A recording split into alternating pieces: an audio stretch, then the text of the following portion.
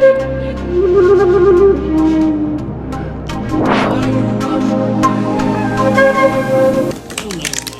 Kings, welcome to Pharaoh Tarot.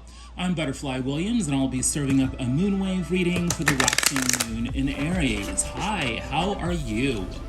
First off, I want to express my deep gratitude for all of you that are listening to this reading.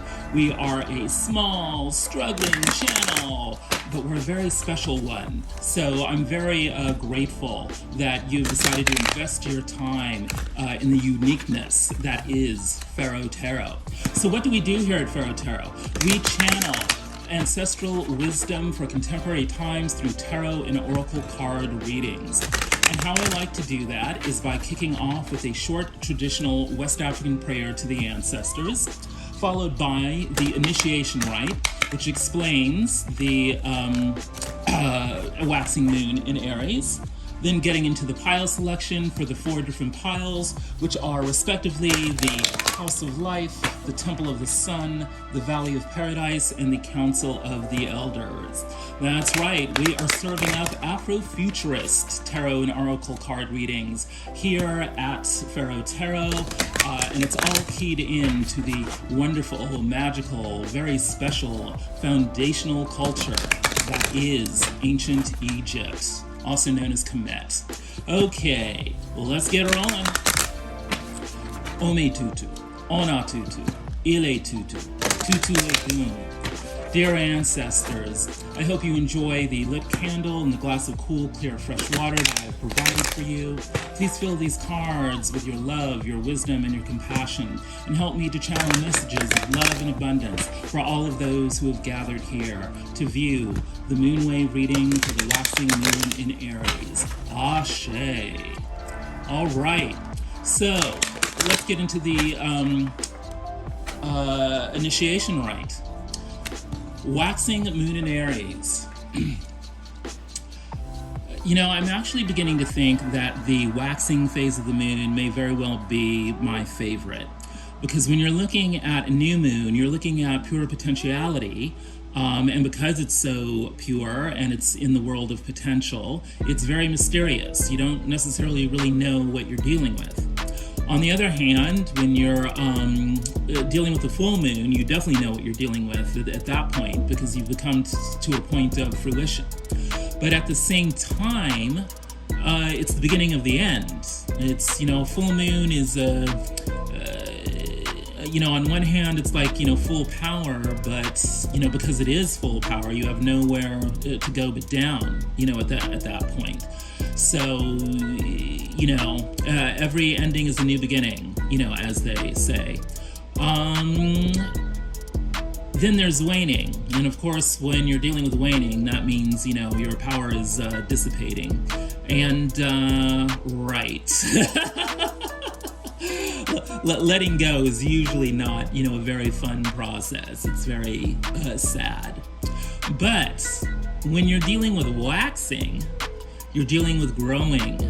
It's not as mysterious as the new moon phase because you definitely know what you're dealing with at that point, and you're experimenting with it, you're having fun, you know, with it. You're beginning to, you know, really recognize that you have the ability for your potential to actually become a manifestation. Yeah, waxing, it definitely has the feeling, you know, of youth. It has the feeling of becoming. It has the feeling of growing. So there's something that's very empowering, you know, about the waxing phase of the moon. So then let's move on to Aries. Well, you know, I've got to admit, I'm highly biased when it comes to the sign of Aries because I myself am a sun sign Aries. Aries is about innovating, it's about pioneering, it's about being the warrior, it's about being, you know, a leader. But the way in which Aries comes to all those qualities is very special because unlike the other signs, which are much more worldly wise, the Aries is, you know, more innocent. And when I'm talking about innocent, I don't necessarily mean, you know, naive. I don't think Aries is more or less naive than any of the other signs. Nor do I think, you know, that Aries is particularly less worldly, you know, than the other signs. But this quality of innocence is this quality at arriving at an attitude of experiment, an attitude of not being invested, in the old ways, an attitude of risk. And it's not really just for the hell of it. Aries is arriving at all these attitudes because it's required for personal survival. The key words for Aries are I am. This is who I am. This is who I truly am. And every Aries is, every sun sign Aries, every person who has a North Node in Aries is given this special and holy task of bringing into being who they really are, who they truly are. And of course, this can be incredibly annoying to the powers that be, can be incredibly disturbing to people who want things to be the way that they have always been, who want to do things the way they have always been done. Because for an Aries, all of that stuff is in the way of not only being who they are, but of discovering who they are. And this is an incredibly important task because it's really required for the world to function. New beginnings often have the air of glamour, in the world of tarot. So many of us come to readings, wanting to let go of old stuff or needing to let go of old stuff. And so the new beginning, is the goal. Well, Aries has this task of being the new beginning. I mean, it's a new beginning at the existential level. It's not just sort of a project. It's like a whole way of life, for an Aries, to establish what is new, to establish who they are. So with the waxing moon in Aries, we are being granted the opportunity of growing into who we really are, of discovering how our life can be, and doing so in a way that is relatively innocent. Again, not meaning naive, but meaning, we're not invested in the old programs anymore. That, my queens and kings, is what the waxing moon in Aries is all about. Let's move on to the pile selection. Pile number 1 is for the House of Life. This is your ordinary waking reality. The element is air. The god Pharaoh, the falcon god, the one with vision, the sharp mind that sees things clearly so it can swoop out of the sky and swoop up its prey from the earth. That's what pile number 1, the House of Life, is all about. What's going on with your ordinary waking reality for this moonwave cycle? Pile number 2. Oh, did I forget to say what this... I forgot to say what this was. Shungite pyramid. Pile number 1. Pile number 2 is the Pyrite. Pyrite often comes in blocks, and this has like 2 blocks merged together. So yes, pile number 2 is the Temple of the Sun. The element is fire. The goddess is Aset. This is the behind-the-scenes workings of the world of spirit, of source. Pile number 2, the Pyrite cubes. Pile number 3 is the Epidote. This is the Valley of Paradise, ruled by the god Asar. The element is earth. And this is practical guidance for your moonwave cycle. So Epidote for pile number 3, the Valley of Paradise. And last but not least, pile 4 is the Galena. Very silvery. This is for the Council of the Elders. The element is water, the source of all life.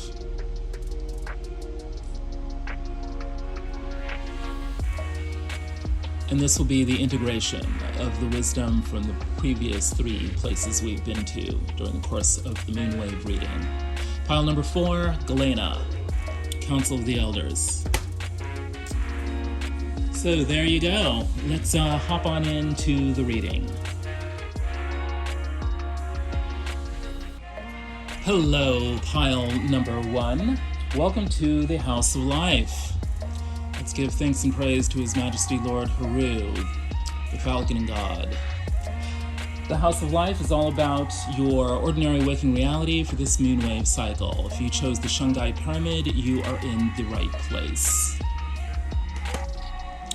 What's the overall energy for the moonwave cycle?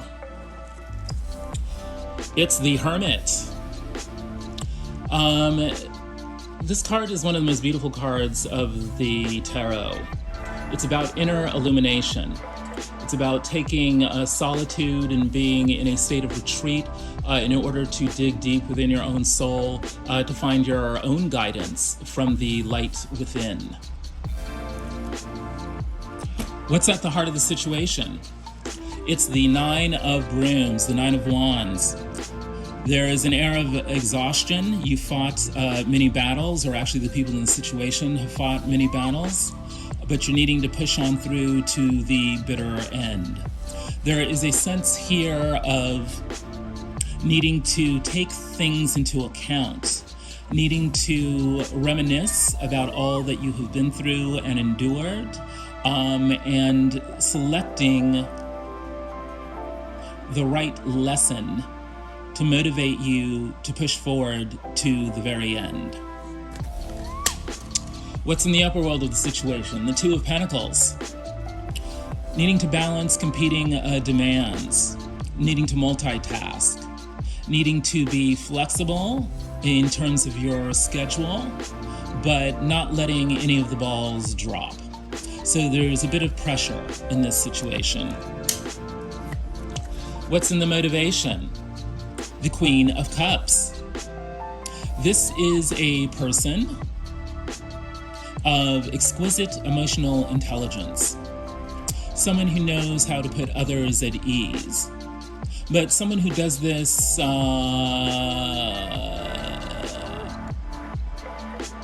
strategically.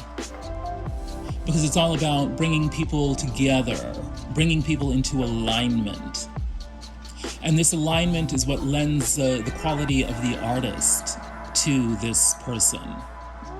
The Queen of Cups is, of course, a divine feminine, but it could be either a man or a woman, or a non-binary person, or whatever the case may be with this person's identity.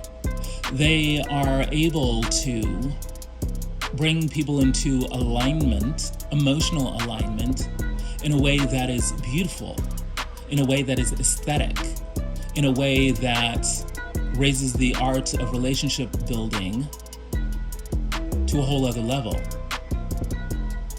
The Queen of Cups is in many ways the consummate artist. What's going on with you specifically? Well, we've got the 8 of Brooms. Lots of communications coming in fast and furious. The pace of your life picks up dramatically. You are suddenly needing to communicate not only with people around you, but with people far away. This could have something to do with internet and social media, could have to do, with your work life, could also have impacts on your romantic life. But there's something about, being networked, needing to move quickly, and needing to communicate a lot. What's in the upper world? The Knight of Cups. making an offer of love or an offer of emotional support to someone, figuring out how to connect on a human level with all of the people around you in order to get the job done or in order to deepen their relationship. But there's some sort of project here, some sort of immediate goal that you are pursuing in relationship to emotional well-being. What's in the motivation? The King of Brooms. Swagger, baby. You're needing to demonstrate that you know your stuff. And you're needing to demonstrate this through the world of action. You're not just sitting around. You're also wanting to show that you have attained a certain level of consciousness that enables you to move through the world with confidence, with vigor, with charisma. This is about celebrating yourself. The King of Brooms is the card of Leo, so there's something about being all bright and shiny and performative here. What's going on with the other? Oh dear, they've got the Five of Swords. This is the card of social witchery. One-upsmanship, games playing, mind games on the social level. Someone thinks they're all that. Maybe they are, maybe they aren't. Because it's all ego-ridden, it very often has a lose-lose scenario to it, even though one person may be declared the winner. What's going on in their upper world? Ooh.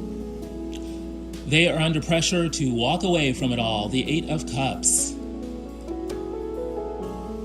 The thing about, the Five of Swords is no one really wants that.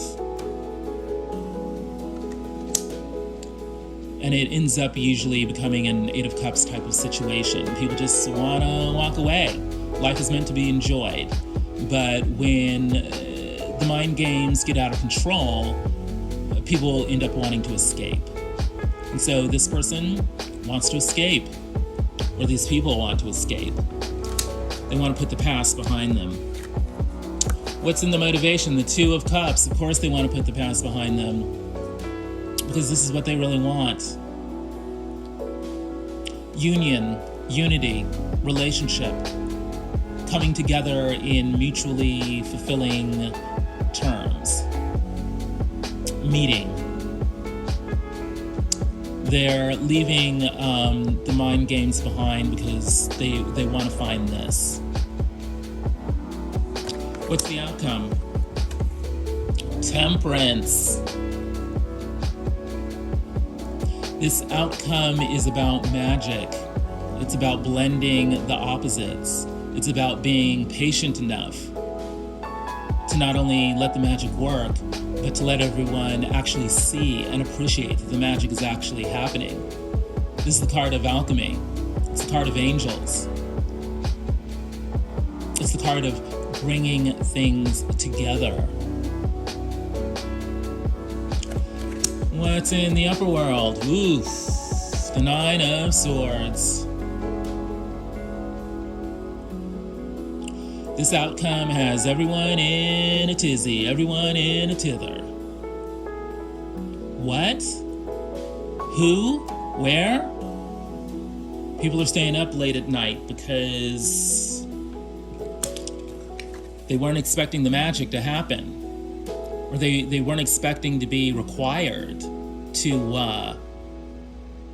know how the magic works and to make the magic happen. What's in the motivation of the outcome? Judgment. Yeah. The magic is happening because the situation needs to be brought to a whole other level. It needs to be cleansed of, all the earthly machinations of this world, all the games playing. It needs to be raised to a higher, more divine level where people get along. Believe it or not, this heavenly ascension will have certain people staying up late at night.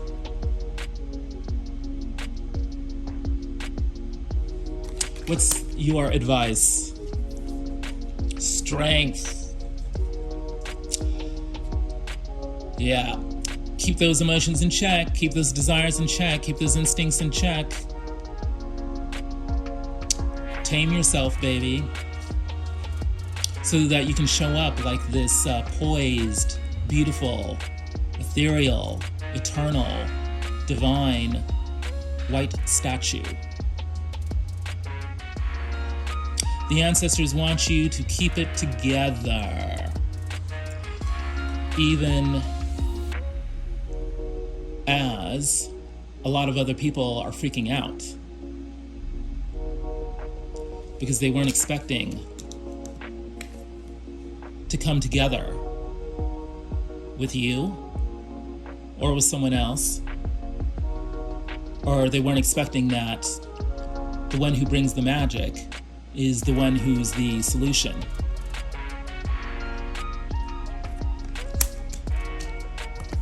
Be strong no matter what happens. So let's review the situation here. Everyone is exhausted from the battles of the past. Everyone just wants to get to the end of it all. You are showing up as the person who is ready to talk about it all, who probably has a lot of the answers, although not all of the answers. He's going to need to be talking to a lot of different people, some of whom are in far-off places. You may be dealing with foreign people, or you yourself may be foreign or seem to be foreign. And all of a sudden, your life is taking off, moving on fast forward in response to this exhausting situation. What's going on with the other? Well, they're feeling a little snooty or a little bitter, depending on whether they won or they lost all this, all these mind games that were going on in the social scene. And surprise, surprise, the outcome of all your communication and all their huffery-puffery is temperance. People are going to be realizing that there's a need to patiently sift through all the evidence in order to figure out who is bringing the magic,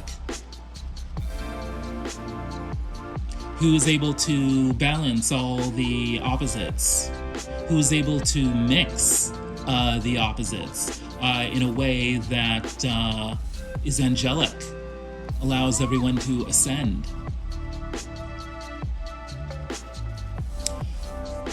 A lot of very interesting energies this moonwave cycle.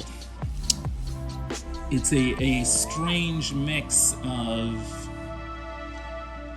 feeling slightly off-put, being taken aback, but then also feeling intrigued, as if, what you really want is just right around the corner, so long as you can just kind of push past, a little bit of nastiness. That is the feeling of this moonwave cycle. Let's give thanks and praise to His Majesty Lord Haru for showing us what our ordinary waking reality is going to be like for the next moonwave cycle. If any of this has resonated with you, please like, share, subscribe, comment. Would love to hear how this is relating to what's going on in your life. And then let's move on to pile 2. Hello, pile 2. If you chose the Pyrite cubes, you are in the right place. Welcome to the Temple of the Sun, ruled by the element of fire, and the Great and Holy Mother Aset. Let's give thanks and praise to Isis. In the Temple of the Sun, we are dealing with the behind-the-scenes working of spirits. So let's see what is happening at the heart of the situation. The Three of Pentacles.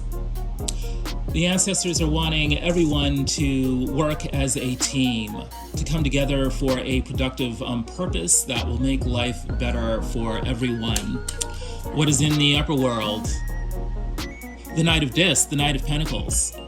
Everyone is under pressure to make things work for a productive purpose. This is totally in alignment, with the Three of Pentacles. There is a project at hand that obviously everyone wants to make a success, and we are needing to come into alignment, beat on our drums as one to make sure that this thing works. What's in the motivation? The King of Cups. This is a mastery of the emotions. A strategic mastery of the emotions. Knowing when to stay silent, but also knowing when to express the deep feelings that are stirring within us. Not being afraid of the dark, because we have our emotions under control. We're not going to let our emotional responses run away with us. We're going to use our emotions to cultivate the light within.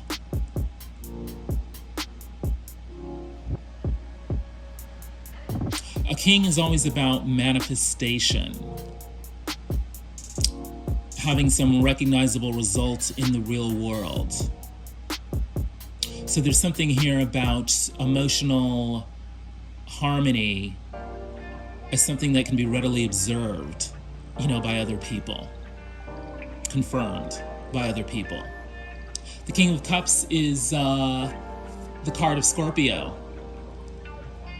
Still waters run deep. What's going on with you? The Ten of Sticks. The Ten of Wands. Time to lay your burden down. You've been through so much, but you have actually reached the end of the cycle. There is no more need for you to carry the past on your back. You can let that all go, baby.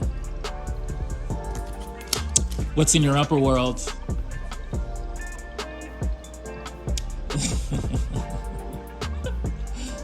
Mother Africa itself. In the Akamara Tarot, this is the World card. I'm feeling a need to read from the book.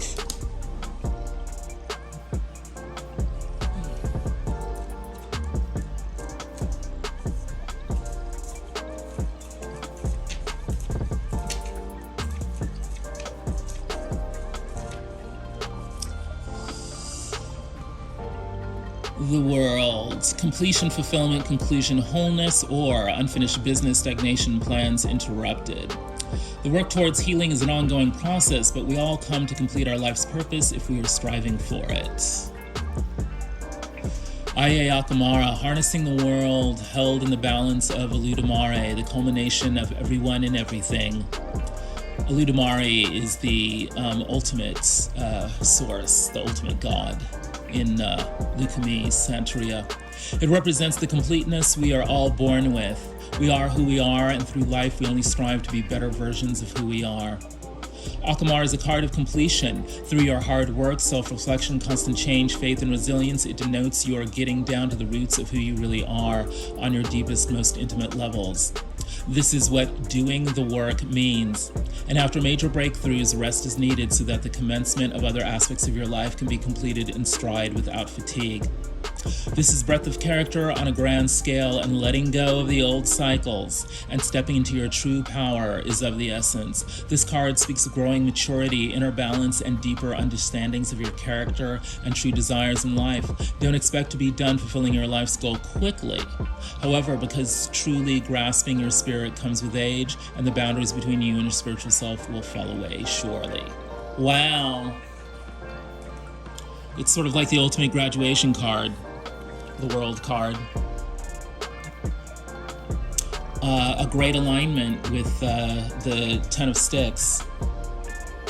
You are at the end of a cycle, and you need to recognize that and appreciate and celebrate it before moving on into the new cycle. What's your motivation?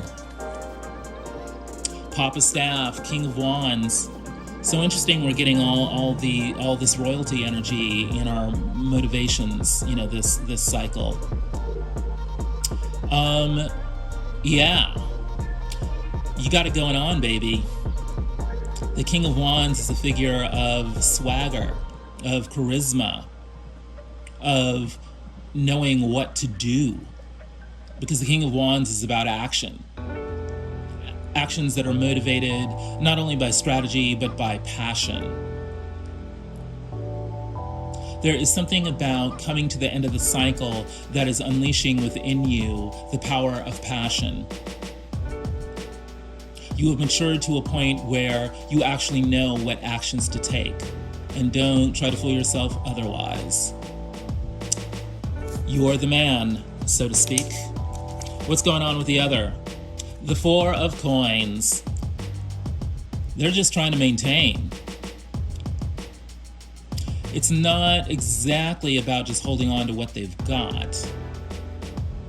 It's about cultivating stability.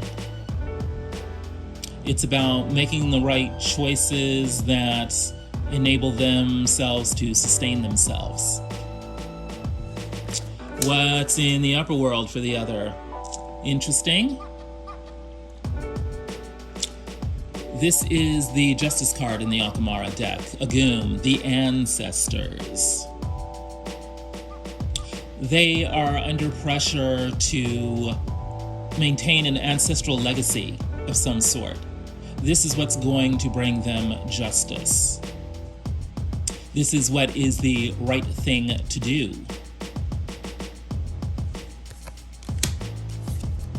It is actually a complementary energy with the Four of Wands of, maintaining oneself, of maintaining a tradition. The Eight of Coins is their motivation. They're very serious about work. They're wanting to be with people who understand how serious their mission is, and not only understand that mission, but be able to work with them to maintain that mission. What's the outcome? The Eight of Pentacles. Wow, the Ancestors are very clear. This is about work. It's looking like this situation may be about people coming together to work productively and to work very hard to maintain the mission. What's in the upper world? Wow, the Fool. A new beginning, a new pathway, making the right kind of choice that allows one to get off on the right foot. This is an Alegua head. Symbolizes the god of communication and choices in the Lukumi Santeria tradition. Also represents children. The whole purpose of the species is to maintain the species. So some here is being given a new start. Is at the beginning of a cycle. Yeah, we were talking earlier about you completing a cycle. So it's looking like you're being granted a new cycle. Every ending is a beginning. What's in the motivation? The Nine of Swords. This card is about dreams in this particular deck, Journey to Egypt. So the traditional reading of Nine of Swords is anxiety, but the way it's depicted here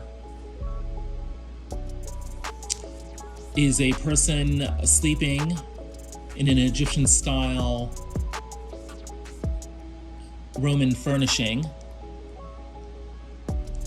an Egyptian-style Roman room in Egypt. with the sea through the window and a full moon. This person is in a dream world, accessing divinity, accessing spirit through her dreams. And it's through these dreams that the anxieties of waking reality can be assuaged, put on the back burner, solutions found. So there is something about this outcome in which dreams help us do the work of putting ourselves on the path to a new beginning. So, let's sum up the situation here. Behind the scenes, there is a need for people to come into alignment for purposes of work, to form up a team that will get something productive done. That's the need. You are at the end of a very long journey. You are now able to let go of the past, lay your burdens down, and step into a new cycle. And it's looking like this has something to do with work, has something to do with joining a team of sorts, or convening a team, leading a team. The other is very serious about maintaining what they've already got. The ancestors are telling me that these people are basically happy with themselves, happy with what they're doing, and they're looking to keep it going. And the outcome looks like it's a relatively happy one. I mean, it's a serious one, because you all are up to a serious endeavor. But the ancestors are telling me that it's looking like you're joining a team, joining some sort of organization, dealing with people who are already sort of organized in a certain fashion. And all of you are going to be working very hard together to realize whatever the mission is. I'm left with a feeling of utter calm here.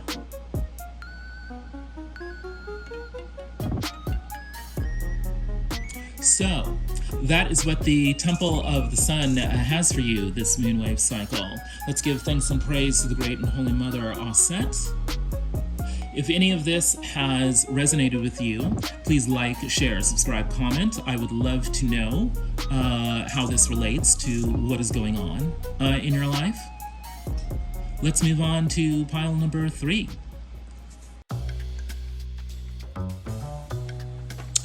If you chose the Epidote, you are in the right place. This is pile 3, which is the Valley of Paradise, ruled by the element of earth and the god Asar, the Great and Holy Father. Let us give thanks and praise to the Great Holy Father Asar. This pile is all about practical guidance for the next moonwave cycle. What's at the heart of the situation? The anchor. Stability. Which also means holding things back to a certain extent. Let's read from the book.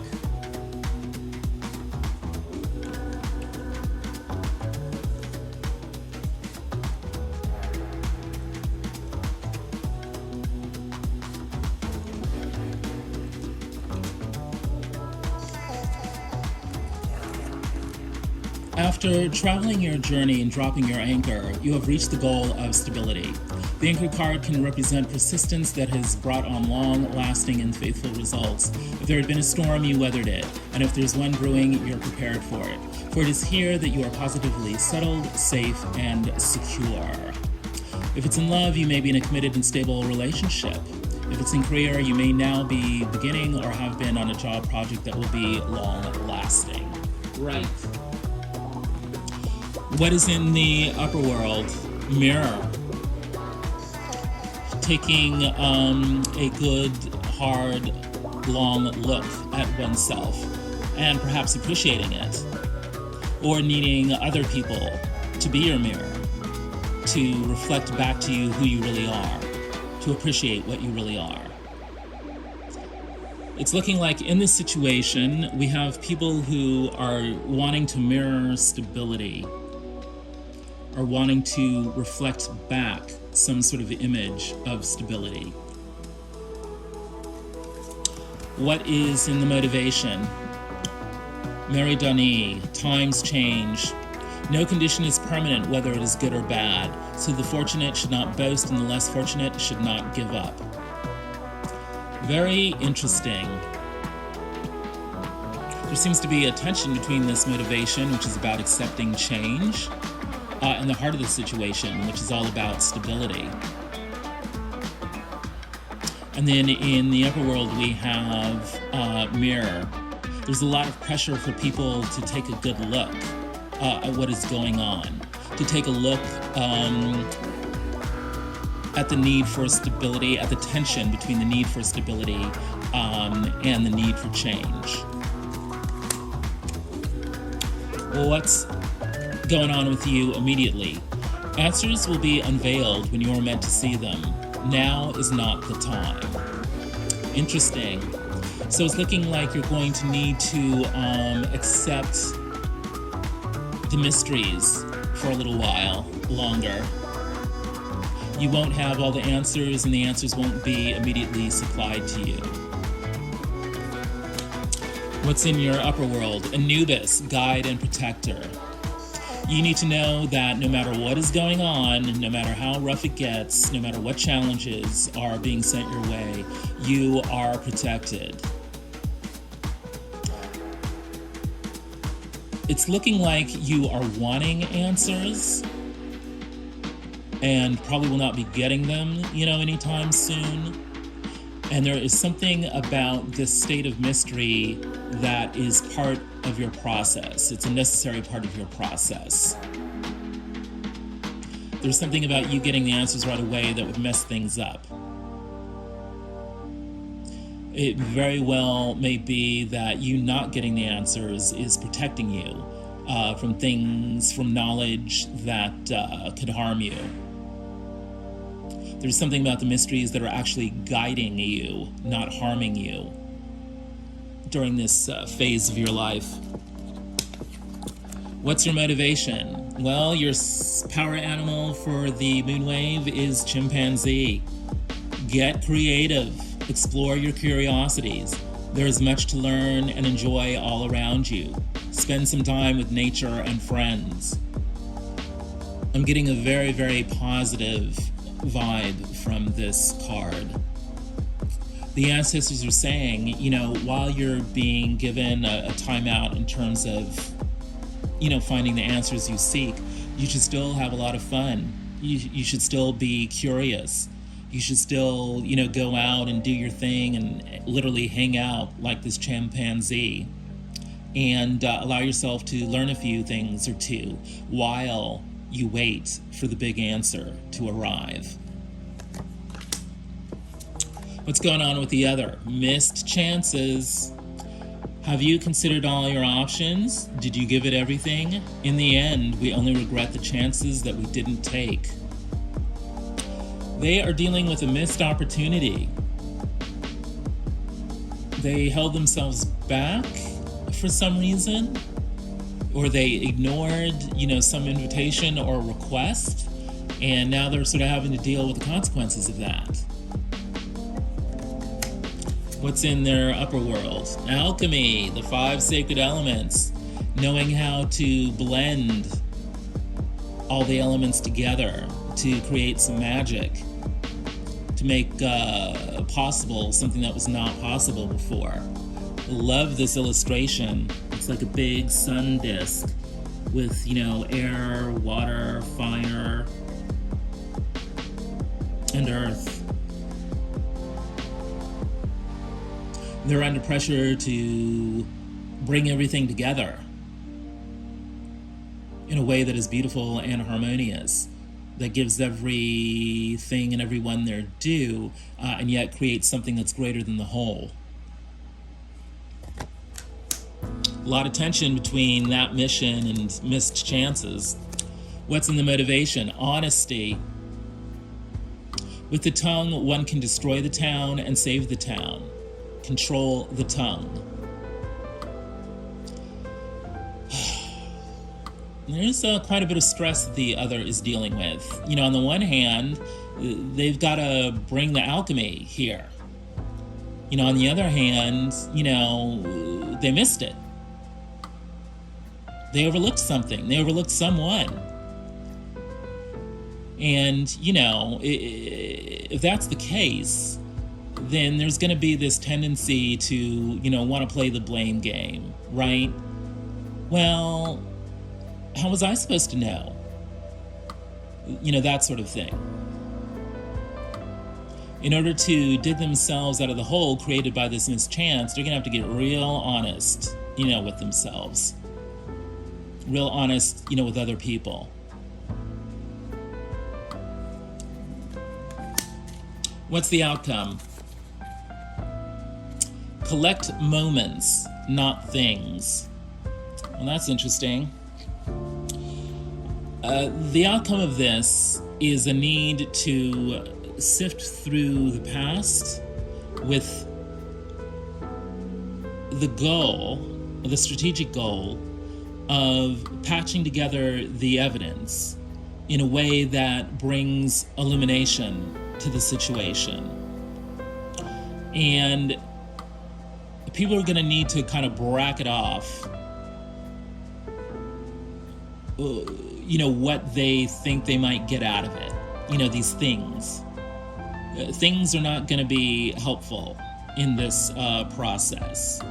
You know, people's awards and, you know, all the other little ego accomplishments, that's not what's going to be helpful. What's going to be helpful is remembering the special moments, remembering the turn of events, remembering various occasions. And that is what provides the basis for reevaluating the present and then projecting into the future the moments, the occasions, the special events that everyone would like to create. Collect moments, not things. What's in the upper world of the outcome? It's all about the energy. What do you feel? Exactly. You know, after you've collected all these moments, you know, what's the energy here, there? How do you feel about it? How does everyone feel about it?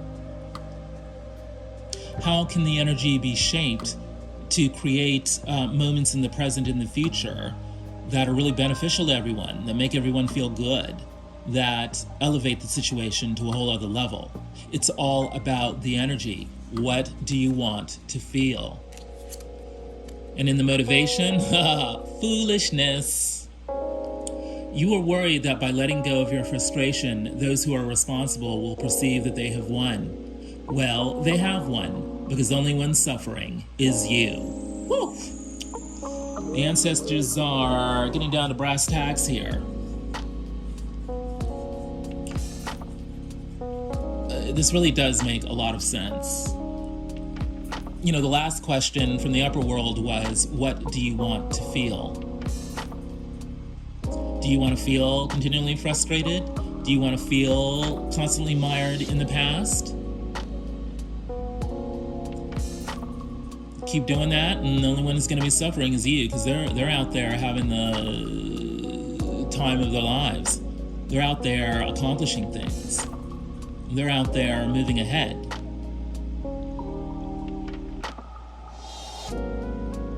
It's looking like, you know, everyone is needing to take a look at the past, to collect moments to see what really went down. Also to savor, you know, what they really, you know, loved about the past.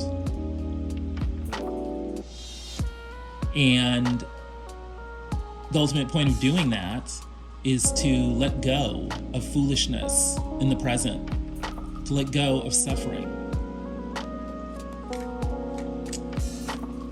So So let's review what we have going on here. It looks like people are seeking stability, you know, even amidst all the great changes that are swirling around us. That's what's at the heart of this situation. Of course, you know, it probably would be easier for you to contribute to the stability if you had, you know, all the answers. But it's looking like you won't have, all the answers, or that the answer is for you to chill out a bit. You know, go have some fun otherwise. But, don't pretend that you have the answers, and, don't bend yourself out of shape, seeking the answers. Your contribution to the stability here is to wait, to just accept the fact that you don't know everything you need to know at the moment. The other's contribution to the stability here is to realize that they missed out on something. They were given an opportunity that they passed over, or they just kind of otherwise ignored a chance that might have made them really happy, or might have elevated their lives, in some way. They're having to come to terms with this missed chance. And this is sort of why everyone needs to be collecting moments, rather than things. Rather than concentrating on what you think you might get out of something, you need to concentrate on how am I contributing to the moment. This is going to help you get the answer you seek. It's going to help the other deal with the fact that they missed out on something. And once people move into this vibe of collecting moments, they will experience the stability that they are seeking. Wow. Yeah, I'm left with this sort of attitude, this expectant attitude of, waiting for potential to manifest. That's the feeling I'm left with, from this pile. Well, that is the Valley of Paradise. Let's give thanks and praise to the great and holy Father, Asar. If any of this reading has resonated with you, please like, subscribe, share, comment, and let's move on to pile 4.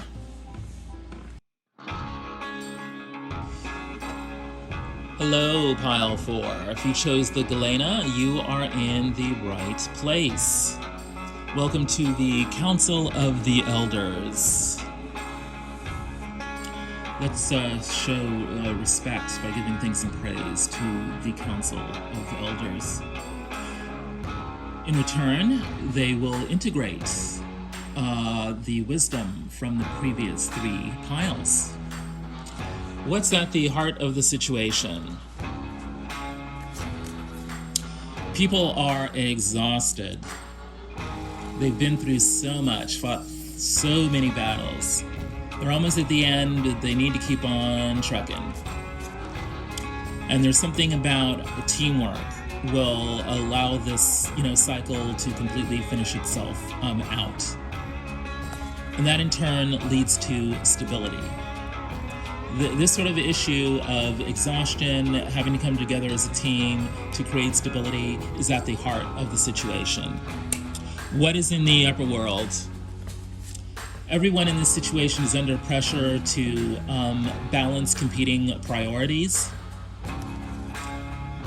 to do so in a way that actively contributes to a work project of some sort, with the ultimate goal of providing a mirror to everyone, allowing everyone to appreciate, what is really going on here. Coming to some sort of new level of, understanding of how things are. What's motivating the situation? Wanting to step into a mastery of emotional intelligence. Wanting to create a situation of beauty in which everyone is emotionally aligned and working together in harmony. And not just really sort of expressing that or acknowledging that as a need, but actually manifesting it. the King of Cups, really showing in a way that everyone can readily observe that one has a great deal of emotional intelligence. One has a great deal of savoir-faire in knowing how to align people emotionally in order to create beautiful experiences. And the hallmark of that is being able to deal with complex, changing circumstances.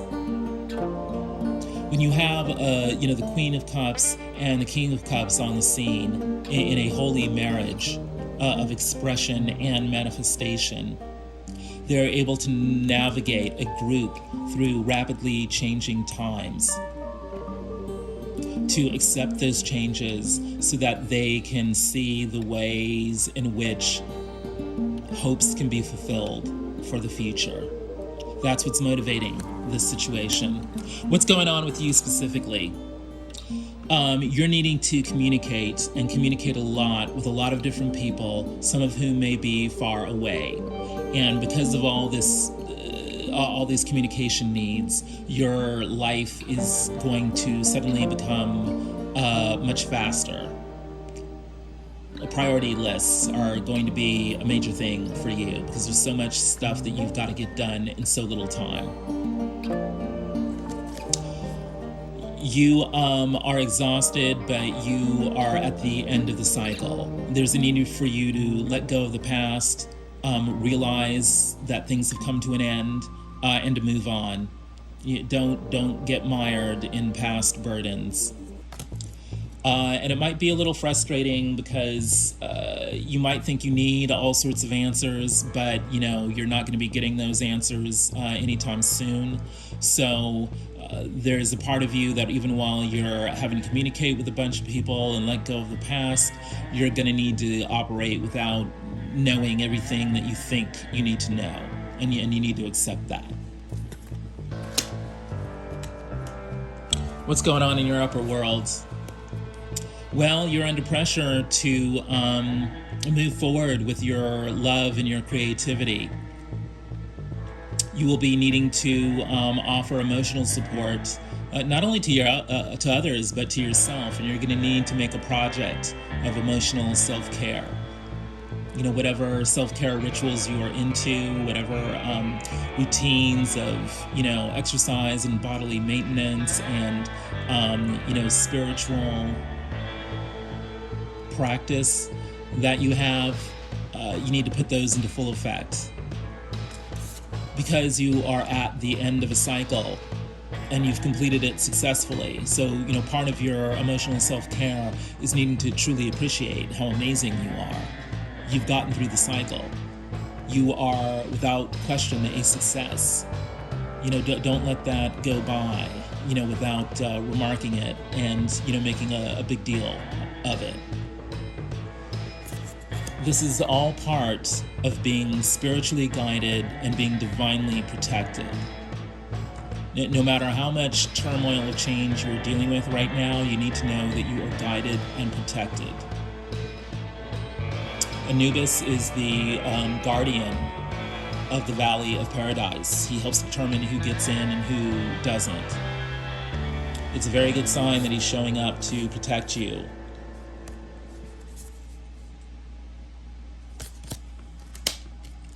What's in your motivation? King of Brooms, baby. You got it going on. You're bringing the swagger, bringing the charisma, because you know what's what and you know how to act.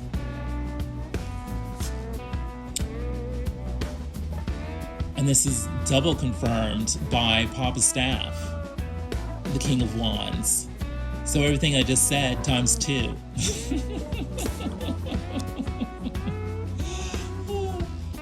And your power animal is the chimpanzee. Hang out, have some fun. The way you will learn what you need to learn is by enjoying yourself. Remember, you're the King of Brooms, not once, but twice. Shake that wand around, baby. What's going on with the other? Yeah, well, they're stuck in this, one upsmanship, mind games as, social practice energy. Which is an odd mix with, kind of needing to maintain what they're all about. Well, I don't know, maybe what they're all about are these little weird games that they like to play. But here's the thing, those games lead to missed chances. So they are under the gun to realize that if they want to keep it together, they're going to have to realize that all these games they play lead to missed chances, have led them to miss out on something that they should have been on top of to begin with. What's going on in their upper world? Yeah, all of a sudden, they're under pressure to walk away, to somehow extricate themselves from the mess they made of the past, to escape to some other reality.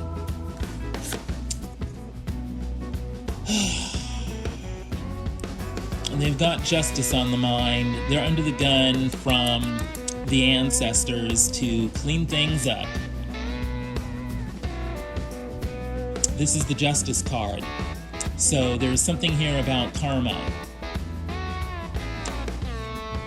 They're going to try to escape their karma, but they can't. Because it's the law of karma. It's the way the world works. So it's time to face, just desserts. Or, if they were on the up and up, maybe it's good for them to escape this situation, in which case they'll be getting good karma, for that.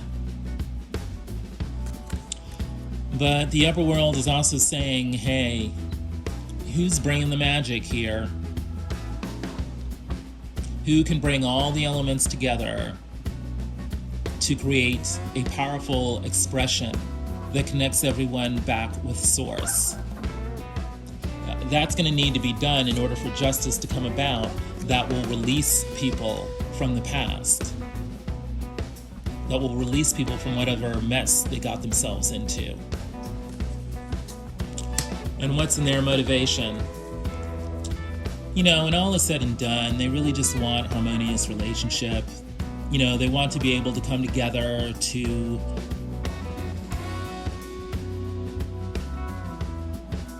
experience fulfilling emotions, to relate equitably and harmoniously in ways that just make life better, to come into union.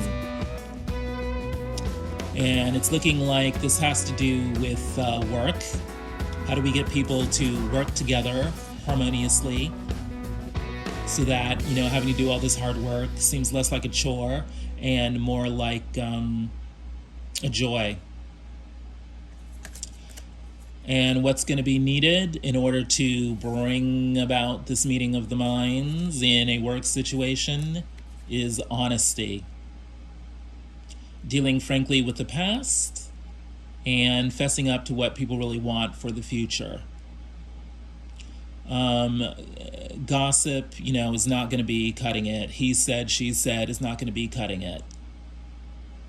Not if you want a Two of Cups in a work situation. What is the outcome? Temperance. It looks like the magic, it looks like alchemy will win out. People are wanting the angelic energy. They're wanting to bring the opposites together. They are actually willing to have the patience to make this all happen. In a work situation, the Eight of Pentacles. And what's gonna be the key to making the magic happen is collecting the moments, not the things. Appreciating that we're wanting to create a very special moment here.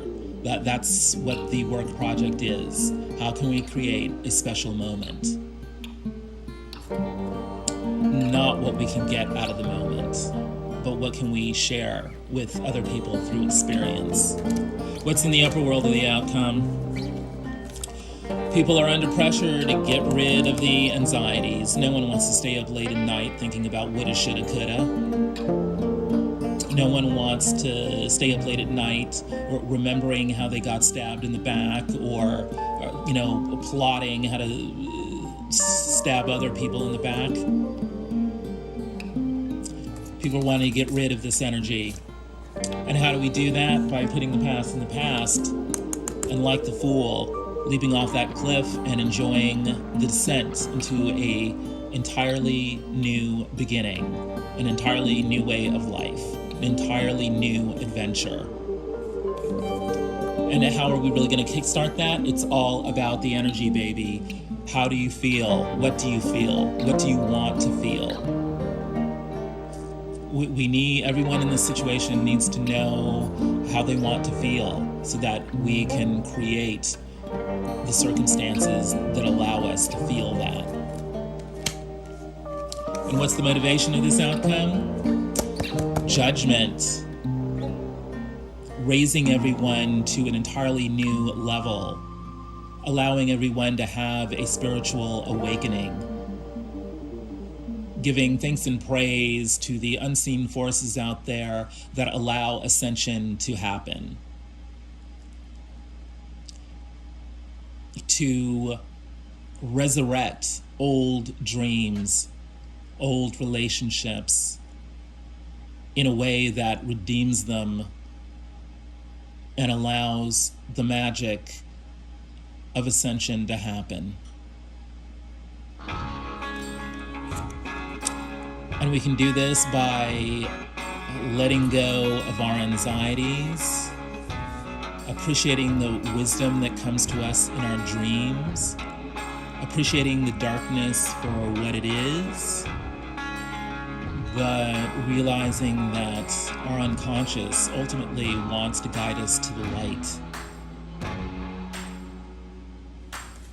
And how can we best appreciate that light? By letting go of the foolishness, letting go of all the past drama.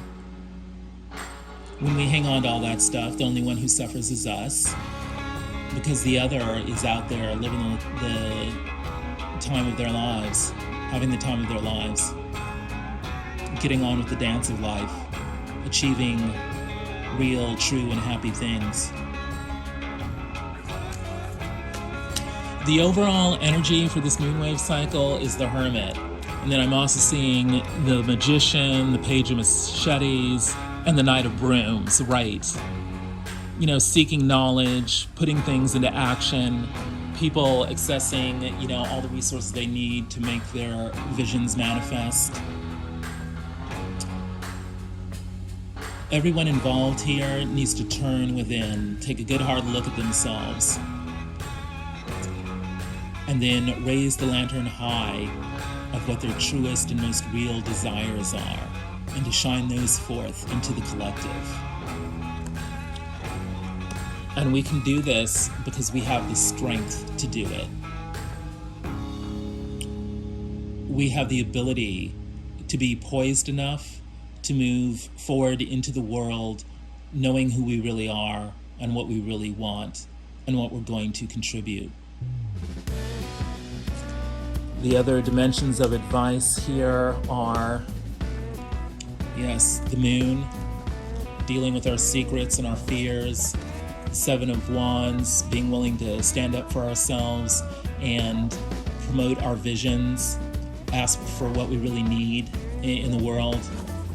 And this is what gets us through the feeling of being suspended, caught between two worlds, but also accepting that, we need to take a time out in order to get a different perspective. It's the perfect complementary energy for the Hermit, because by turning inward, we make productive use of our time out, and it allows us to appreciate our inner strength so that we can handle all the challenges ahead of us. Whew. Thank you, dear elders, for sharing your wisdom with us. If any of that resonated with you, please like, share, subscribe, and comment. I would love to know what is going on with you. Thank you so much for spending your time with Pharaoh Tarot. The ancestors have spoken.